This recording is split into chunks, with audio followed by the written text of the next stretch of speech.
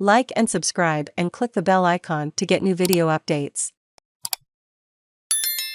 Transgender swimmer Lia Thomas reveals her Olympic dream as U.S. trials for Paris draw closer. Transgender swimmer Lia Thomas said she intends to keep competing, with the ultimate goal of reaching the Olympics. In an interview that aired Tuesday on the US ABC's Good Morning America show, Thomas also disputed arguments from those who say she has an unfair biological edge that ruins the integrity of women's athletics. Trans women are not a threat to women's sports, she said. Thomas became a leading symbol of transgender athletes, stirring both opposition and support, when she joined the University of Pennsylvania, Penn, women's swim team after competing for 3 years on the men's squad at the Ivy League school. In March, Thomas won the women's 500-yard freestyle at the NCAA championships in Atlanta, becoming the first transgender woman to claim a national title in swimming.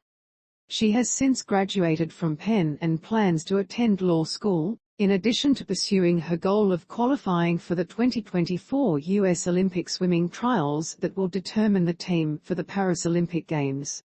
"I intend to keep swimming," Thomas told the ABC.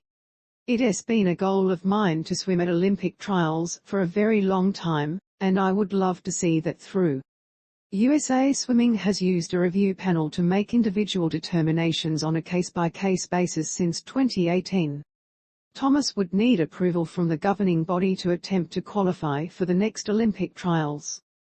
Thomas, who grew up in Austin, Texas, said she fell in love with swimming at age 4 but felt increasingly disconnected from her body as she grew older.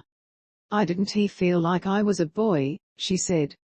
After high school, Thomas earned a spot on the men's swimming team at Penn. But by her sophomore year, she struggled with deep depression and suicidal thoughts. "Read more. I was barely going to classes. I could really barely get out of bed," she recalled. She said she finally told herself, "I can't live like this anymore. I want to live again.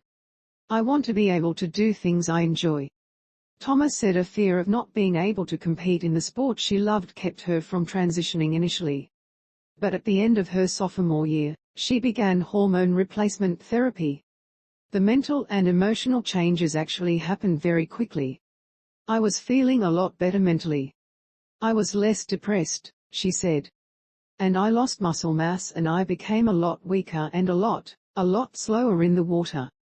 Thomas began swimming on the Penn women's swimming team at the start of her senior year, following NCAA guidelines in place at the time that athletes must complete 1 year of hormone replacement therapy to change gender categories. The scrutiny over Thomas grew as she achieved far more swimming success competing against women than she did before. Transgender athletes have now become a prominent political target, with many conservative U.S. states pushing through laws that require high school athletes to compete as the sex they were assigned at birth. Republican Florida Governor Ron DeSantis signed a proclamation that declared the NCAA runner-up, Florida-born Emma Weyant, as the real winner of the women's 500 title.